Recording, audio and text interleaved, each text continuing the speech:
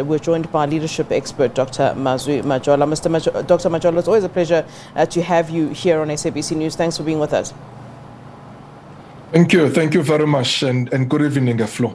Let's talk about what you make of these divisions that seem to be at play really in the cabinet of the president. I mean, it's becoming quite clear. And, you know, we talk about this about turn by Mapisa-Nqakula. It does seem as though there was a kind of step in to stop her from saying what she had actually intended to say. This talks to a leadership situation there as well, where one wonders if there is enough communication from the head to the rest of his cabinet. Yeah, well, you can see that they were caught napping, and now you can see that these inconsistencies and divisions manifested.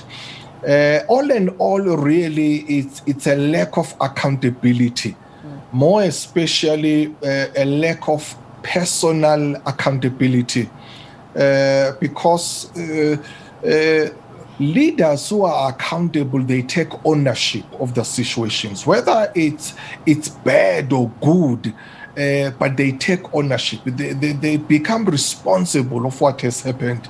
They don't blame each other.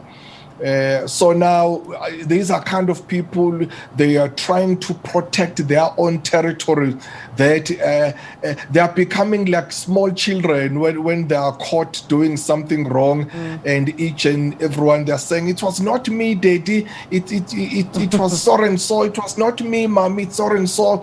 It's not right for leaders at this level. So it's really very unfortunate, and the president must take decision. He must really discipline these ministers, because they are cabinet ministers. They are his team members. They must work as a team, not now. When something happens like this, they must take collective responsibility. And I've been saying this, it shouldn't be difficult for ANC, because it's, in any case, it's an organization that preaches and practices collective leadership. Yeah. I mean, you know, of course, we saw then today a newspaper article that kind of also throws another spanner in the works here, where the ANC Women's League President Bathabile Dlamini is now defending the defense minister, saying that she was in fact bullied into conceding that the unrest was in fact an insurrection. I mean, I'd like to know what you think about this. There seems to be those who are sort of rebelling against the leadership, if one is to call it that. I mean, the fact that there is now another party outside of cabinet saying that, you know, it's incorrect. There is bullying going on here. Is there? Do you read this as bullying? The fact that the minister did kind of take a step back and say, okay, well, I was speaking in terms of the information I had on me at the time. Do you see that as bullying, or really just her saying, you know what, let me back away and say what the president is saying? It will be expected that once a minister had made those pronouncements, then someone would call it to order and say, no, look, come back. What we are saying, what we are doing is not correct, it's not right. And then the minister obviously will retract afterwards. It would be expected that there would be a call to order, that they must speak in one voice and in unison, and that they must not bickering and throw mud at each other. And then also, obviously, it would be expected that the presidency will take over, especially the minister in the presidency, the communication, so that the communication comes from one voice, and they must all speak or sing in a same hymn. Now, Bathabile, in terms of whether she was bullied I think that's a little bit strong words. Obviously, we are talking about leaders here who will be called into order in one way or another, and it doesn't matter whether it's a female or it's a male, whether it's a woman or it's a man.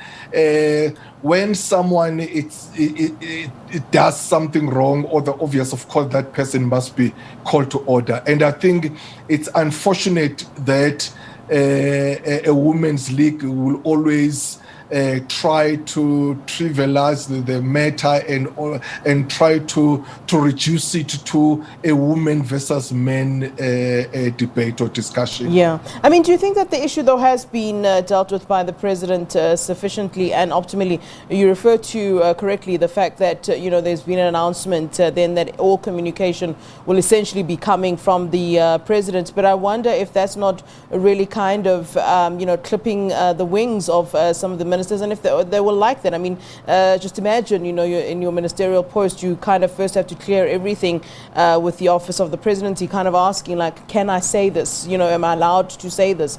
I wonder if that's, I mean, how do you see that?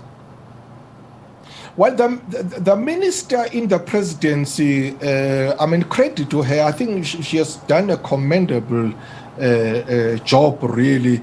We have seen her, she's taken over, she's been in charge, and she's been calling these ministers to order, and she's been saying that these people must stop what they are doing, blaming game, and then that the communication must come from the presidency and from the minister or the minister in the presidency. However, I would think that the president must also be vocal when it comes to this issue. The president must be seen to be saying something, because it's a matter that has become so public. And the president must come publicly criticizing and denouncing this blaming game that has been taking over from his cabinet ministers. He must not only rely on the minister in the presidency. As I'm saying that over, she has been doing a commendable job, but there are times when the president himself must inspire confidence into the people and make some pronouncements on this issue. And I just hope that, obviously we know that tonight he will be speaking more on the COVID issues. I wonder if he will talk about this issue, or even tomorrow in his own personal letters, strongly denouncing and making a clarion call of unity. And also calling his cabinet ministers to order that they must stop this blaming game. It must come from him as the president of the country. All right, Dr. Majola, always a pleasure having you on our show. Thank you, sir.